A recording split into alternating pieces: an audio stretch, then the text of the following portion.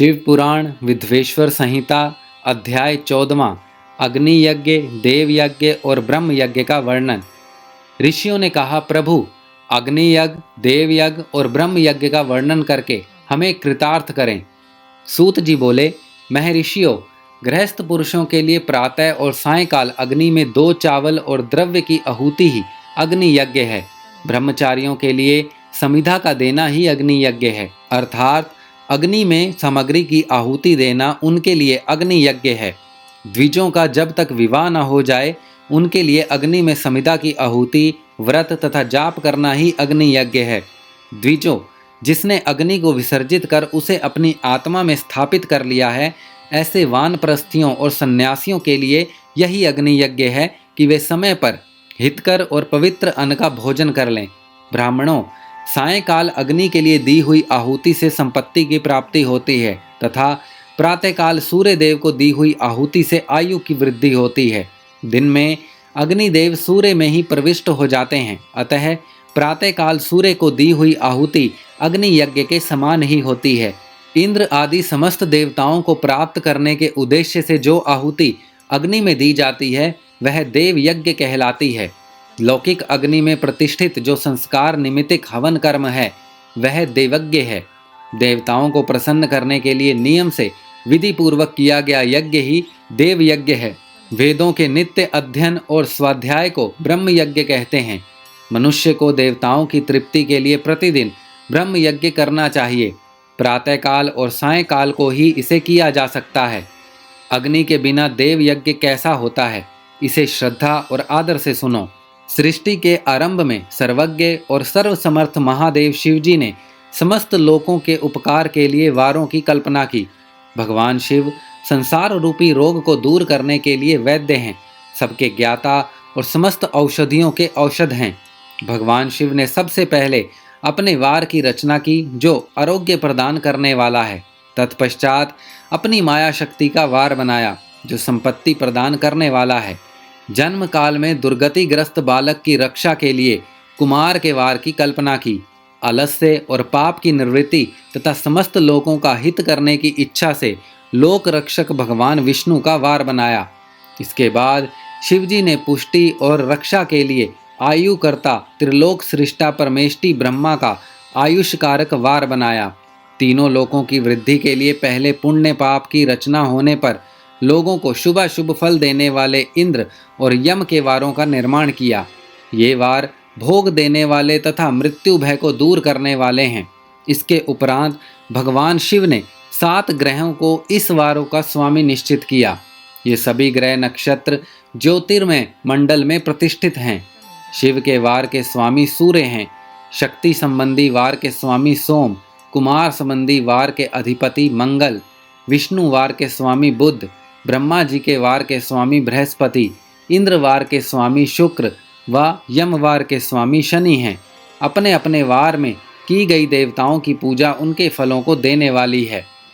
सूर्य आरोग्य और चंद्रमा संपत्ति के दाता हैं। बुध व्याधियों के निवारण तथा बुद्धि प्रदाता हैं। बृहस्पति आयु की वृद्धि करते हैं। शुक्र भोग देते हैं और शनि मृत्यु का निवारण करते हैं। इन 7 वारों के फल उनके देवताओं के पूजन से प्राप्त होते हैं। अन्य देवताओं की पूजा का फल भी भगवान शिव ही देते हैं। देवताओं की प्रसन्नता के लिए पूजा की 5 पद्धतियां हैं। पहले उन देवताओं के मंत्रों का जाप, दूसरा होम, तीसरा दान, चौथा तप तथा 5वां वेदी पर प्रतिमा में अग्नि तथा ब्राह्मण के शरीर में विशिष्ट देव की भावना करके 16 उपचारों से पूजा तथा आराधना करना। दोनों नेत्रों तथा मस्तक के रोगों में कुष्ठ रोग की शांति के लिए भगवान सूर्य की पूजा करके ब्राह्मणों को भोजन कराएं। इससे यदि प्रबल प्रारब्ध का निर्माण हो जाए तो जरा एवं रोगों का नाश हो जाता है। इष्ट देव के नाम मंत्रों का जाप वार के अनुसार फल देता है। रविवार को सूर्य देव व अन्य देवताओं के लिए तथा अन्य ब्राह्मणों के लिए विशिष्ट वस्तु अर्पित करें। यह साधन विशिष्ट फल देने वाला होता है तथा इसके द्वारा पापों की शांति होती है। सोमवार को संपत्ति व लक्ष्मी की प्राप्ति के लिए लक्ष्मी की पूजा करें तथा पत्नी के साथ ब्राह्मणों को घी में पका अन्न भोजन कराएं। मंगलवार को रोगों की शांति के लिए काली की पूजा करें। उड़द, मूंग एवं अरहर की दाल से युक्त अन्न का भोजन ब्राह्मणों को कराएं। बुधवार को दधि युक्त अन्न से भगवान विष्णु का पूजन करें। ऐसा करने से पुत्र मित्र की प्राप्ति होती है। जो दीर्घायु होने की इच्छा रखते हैं वे बृहस्पति को देवताओं का वस्त्र, यज्ञोपवीत तथा घी मिश्रित खीर से पूजन करें। भोगों की प्राप्ति के लिए शुक्रवार को एकाग्रचित्त होकर देवताओं का पूजन करें और ब्राह्मणों की तृप्ति के लिए षडश युक्त अन्न दें। स्त्रियों की प्रसन्नता के लिए सुंदर वस्त्र का विधान करें। शनिवार अपमृत्यु का निवारण करने वाला है। इस दिन रुद्र की पूजा करें। तिल के होम व दान से देवताओं को संतुष्ट करें। ब्राह्मणों को तिल मिश्रित भोजन कराएं। इस तरह से देवताओं की पूजा करने से आरोग्य एवं उत्तम फल की प्राप्ति होती है। देवताओं के नित्य विशेष पूजन, स्नान, दान, जाप, होम तथा ब्राह्मण तर्पण एवं रवि आदि वारों में विशेष तिथि और नक्षत्रों का योग प्राप्त होने पर विभिन्न देवताओं के पूजन में जगदीश्वर भगवान शिव ही उन देवताओं के रूप में पूजित होकर सब लोगों को आरोग्य फल प्रदान करते हैं। देश, काल, पात्र, द्रव्य, श्रद्धा एवं लोक के अनुसार उसका ध्यान रखते हुए महादेव जी आराधना करने वालों को आरोग्य, दिव्य फल देते हैं। मंगल कार्य आरंभ में और अशुभ कार्यों के अंत में तथा जन्म नक्षत्रों में आने पर गृहस्थ पुरुष अपने घर में आरोग्य की समृद्धि के लिए सूर्य ग्रह का पूजन करें। इससे सिद्ध होता है कि देवताओं का पूजन संपूर्ण अभीष्ट वस्तुओं को देने वाला है। पूजन वैदिक मंत्रों के अनुसार ही होना चाहिए।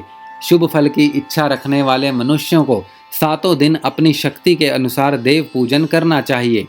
निर्धन मनुष्य तपस्या व व्रत आदि से तथा धनी धन के द्वारा देवी देवताओं की आराधना करे। जो मनुष्य श्रद्धापूर्वक इस तरह के धर्म का अनुष्ठान करता है वह पुण्य लोक में अनेक प्रकार के फल भोग कर पुनः इस पृथ्वी पर जन्म ग्रहण करता है। धनवान पुरुष सदा भोग सिद्धि के लिए मार्ग में वृक्ष लगाकर लोगों के लिए छाया की व्यवस्था करते हैं और उनके लिए कुएं, बावली बनवाकर पानी की व्यवस्था करते हैं। वेद शास्त्रों की प्रतिष्ठा के लिए पाठशाला का निर्माण या अन्य किसी भी प्रकार से धर्म का संग्रह करते हैं और स्वर्ग लोक को प्राप्त होते हैं। समयानुसार पुण्य कर्मों के पारंपरिक से अंतःकरण शुद्ध होने पर ज्ञान की सिद्धि होती है। द्विजो, इस अध्याय को जो सुनता, पढ़ता एवं सुनने की व्यवस्था करता है उसे देव यज्ञ का फल प्राप्त होता है। शिव पुराण विधवेश्वर संहिता अध्याय 14वां समाप्त।